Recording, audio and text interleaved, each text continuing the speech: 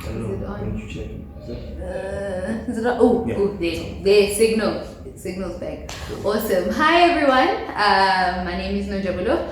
Welcome to Journey Tells All. I will not be in front of the camera half the time. So basically, Journey Tells All will be just documenting my journey as a whole, which is all things under the sun. Even like interesting topics or projects that I'll be working on, like Third Wheel. And the Third Wheel basically came about out of me just thinking, actually, there's so many things that are awkward topics or things we don't like talking about or digging into because they're just so either taboo or just uncomfortable to talk about. So I was like, hey, let's make something happen. So the third wheel is basically you, the other person, and the awkward. So the third wheel is the awkward conversations or awkward moments. And yeah, I'm excited. So we will be kicking off this one. To just throw in the vibe of how the third wheel, wow, English, how the third wheel will be like from here on forth. So there'll be different people that come on and tackle different things that we really don't dig into in detail. But yeah, cool. Let's see. Today. Let's see.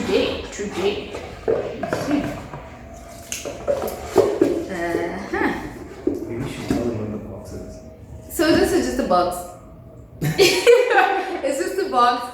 It was a gift. It looked cool. I was like, hey, this could be part of the thing. So yeah, reuse, recycle. Yeah. Cool. So, this is a topic that, so basically the different people that come on will get to pick a topic from the box. They don't know what the topic is before they come in. I knew because I had to make the topic. So he doesn't know what the topic is. Cool. And this is a topic, wow, it's a topic that we get asked a lot, like by different people. So it says, it's a statement that we usually get a lot. We get this a lot. It says, you guys are dating. Great. Let me give you some advice. You run when somebody says that. You run. Let me give you some advice. Don't rush to getting married. Why don't you just move in together first? You won't know if you're compatible unless you live together. Living together is a good way to figure out whether you would survive marriage. Plus, you guys can save on rent costs. You know this economy. So, why aren't we living together? Why aren't we living together? Sure. Because we like mystery. No. We are not living together primarily because Nonja and I are both Christians.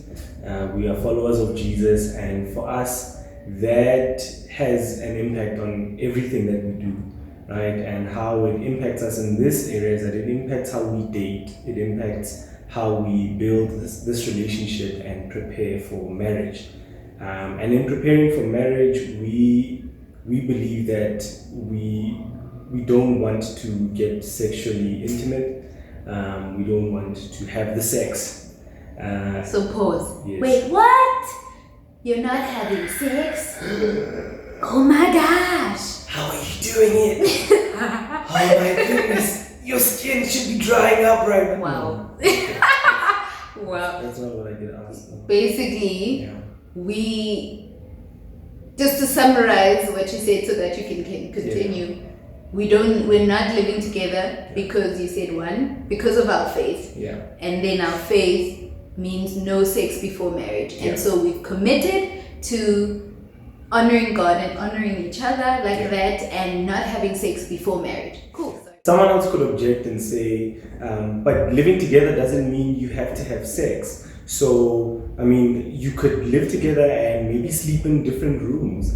Well, to that question or to that objection, I would say we want to not have sex before we get married, but we also want it to be so in appearance. So to other believers, to other Christians, young or old, new to the faith or not, you want to display not just honoring God in how you say to one another and say to everyone else, but also in how you live it out in appearance. We don't want other people to be getting ideas, and so that does mean that we won't live together until we get married.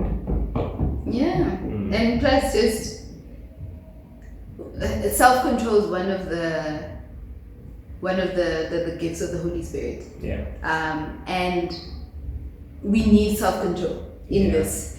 And what I've realized is that you don't cultivate certain habits when you're in something. So meaning that before we even started dating or anything or courting or whichever one you prefer, he made that decision to abstain from sex until marriage by himself before I even was in his life. I made that decision before he was in my life, by myself, in my relationship with God. We made those decisions separately to honor God until marriage. We didn't even know that whether we were gonna get somebody in our lives or not, but we took that decision that, hey, I'm gonna live this lifestyle because I say I believe in a certain thing, so I'm gonna live in a certain way that shows that I believe in a certain thing, which is God.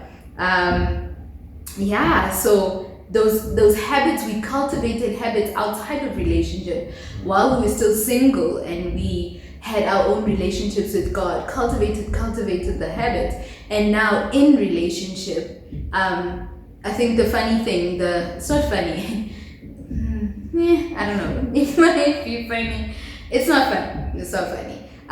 The thing about relationship or marriage, we're not married yet, we're in relationship, is that people think that, no, I'll straighten up when I'm in a relationship or when I get married, the ring and whatnot. But habits are cultivated while you're still single. When you're in relationship, who you are is amplified. I don't know if I make sense. Yeah. Who you are is amplified because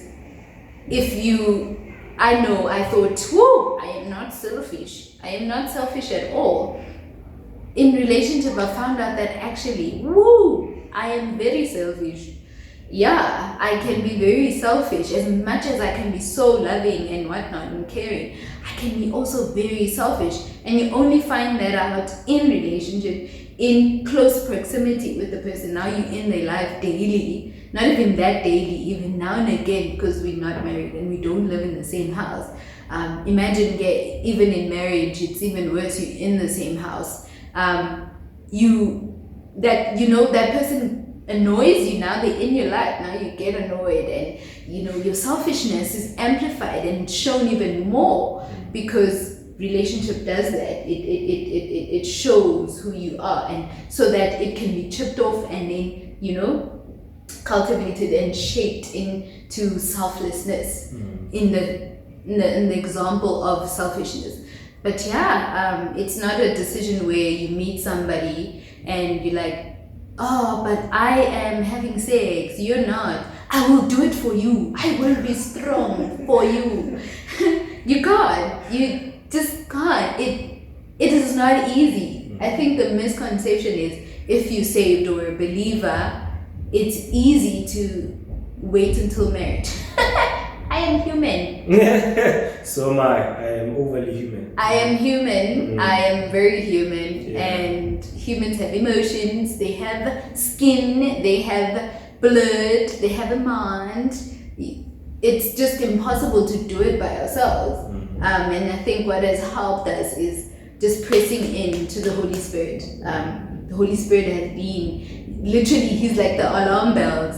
Whenever we find ourselves in compromising situations, hearing that voice at the back of our heads that ding, ding, ding, ding, hey, you're in the wrong place right now.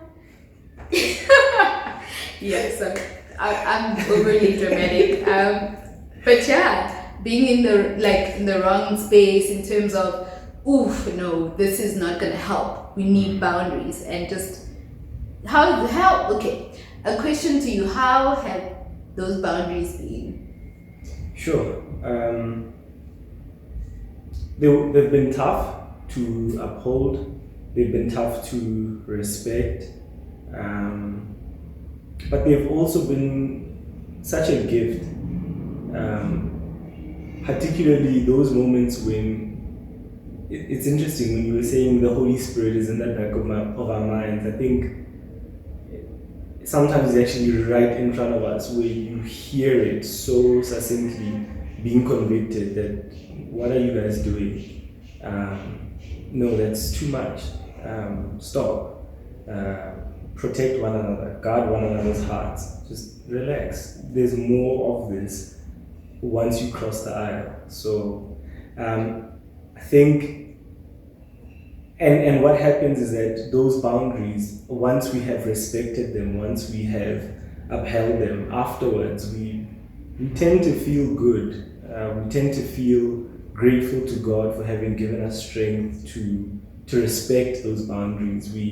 There's something about victory worth being celebrated, and so I think post those moments, when we have upheld those boundaries, we feel a sense of victory. And so those boundaries are also a gift. And I think boundaries can feel like they're just tough until you remember that even God sets boundaries within which humanity can do life. And He does it for our good. Like God doesn't sit up in the sky thinking, yeah, let me just set these rules for them just to keep them from having fun. But actually, God sets boundaries for us, for our own flourishing, for our own good, because He knows that it's within these boundaries that humans will live their best lives, honoring Him and enjoying Him without hindrance, without shame, without thought of sin. And so I think boundaries are not just tough to uphold, but in our relationship, they've also been a source of joy when we think of the victories of, hey, we did that. We respected that, and we were able to walk away. We listened to the Holy Spirit. We listened to the conviction of God. So, how have they been for you? How have you? It's literally been a whole it's a journey of guarding your mind. So what you watch. Shem, I don't watch all the stuff you used to watch way back in varsity, stuff that will like trigger you. I don't watch stuff that will trigger me. So I'm very careful on what I let in. It's a journey of every day taking the stand to say, cool, I said I'm gonna honor God. And literally that's the motivation, because it gets to a point where you're like, actually, I want to have fun in my life. I don't want to fight. Why is it so hard? But then I think of, sure, I get to honor God. I get to honor Him.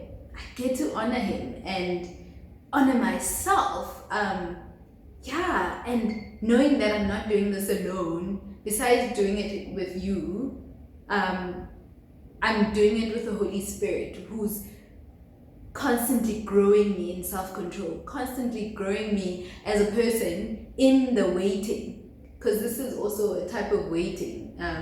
Just like in singleness, you wait during this period before you're married and you're in relationship with someone. It's also waiting.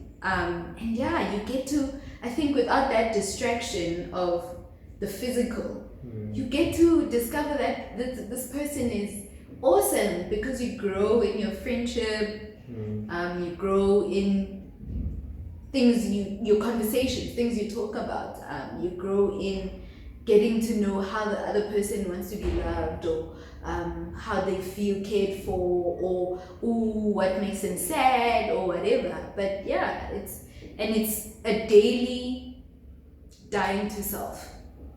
I found it to be a daily of dying to my flesh, telling my flesh, no, you will not think that dishonoring God is awesome. It's not. And there's so much beauty in waiting. We don't talk about the beauty of waiting so much. We talk about waiting in singleness, but we hardly talk about this period when you're dating someone and you need to wait until you get married to have sex, because either people are not waiting, even if they're Christian, they're not waiting, or people just don't see the beauty of it and just, hey, it's not important. But it's so beautiful. You gain a friend like this one, right here. And yeah, so it's a daily dying to my flesh and telling my flesh, no, I committed to honoring God, I committed to honoring myself, committed to honoring Him. So yeah, I am that guy. There's something else that I'm thinking about. It's from a conversation that I was having with a friend of mine this morning, and he was telling me that, so he's dating himself and he's dating someone, and he was talking about how he feels as though there are a lot of things that God is restoring sensation for and gladness and joy for. Before he became a Christian, he took sex very flimsily, or he took kissing very it was these things did not have value. But funny enough, being a Christian now and having now to honor God and deciding that certain things you're not going to do, the things that are available to do, you cherish them. You experience them a bit differently. Your senses are heightened in them. For example, hugs. No one talks about how hugs matter or how hugs are enjoyable. And when you are not having sex, there's other avenues of intimacy that you can experience that you actually enjoy as you're putting off this other thing for marriage, and which you will enjoy in marriage with much freedom and without shame. But in this period, there are certain things that you get to use as avenues and you get to enjoy. So for example, we don't get to live together, right? We're talking about the whole conversation of us not moving in together until we are married. That brings us to a place where we don't get comfortable in building this relationship and in building this friendship. I am not taking you for granted in this period. We are setting dates and we're being intentional and we are getting to know each other and we are enjoying the times that we do spend together. It's quality time because we don't have all the time to spend together. We don't live together. So the moments that we do spend together, we make much of them and we enjoy them with I think the sensation is even more heightened when something else is put off for later. What is left to be enjoyed is enjoyed even more, is what I'm finding as well. And just, there's, because we all come with our own luggage into relationships. And I'm finding that in us not having the physical, it's forcing us to address, it's not, what is the word? It's not covering, it's not sugarcoating issues that we might come across. Yeah. Because when you have an issue, you're just like, oh no, it's have sex and it's all better, and we put it under the rug. But us not having that physical element for now, while we build the relationship, the foundation of the relationship, it's forcing us to address the things that we come across, that where we have challenges in or we're different in, and we unlearning certain things about relationships that we've come across in the past or we had perceptions on, and we are learning new things about relationship, and we are relearning other things about how God views relationship and how He sees a relationship among believers. And it's really cool because we're walking away or walking into marriage one day. We were walking into marriage one day with such a solid foundation. One, with the first layer being Christ, our own relationships with God, and then the relationship we build together with God. We start on that foundation, and then a foundation of friendship, because we get to hang out, we get to know each other, we get to learn and relearn and unlearn things, and it's just this beautiful thing that is never talked about in the waiting while the period, during the period of before you get married. And I think we're talking in the definite because we're sure that we're gonna get married to each other. Not all dating, not all people who are dating are already at that point of we're sure we're gonna get married to this person.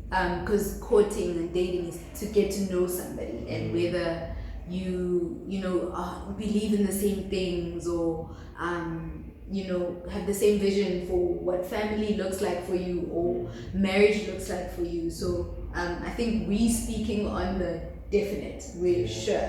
So, but relationship generally, it helps you sieve out and figure out whether this person you want to be in their life or not. And so, we can't move in together. No keys.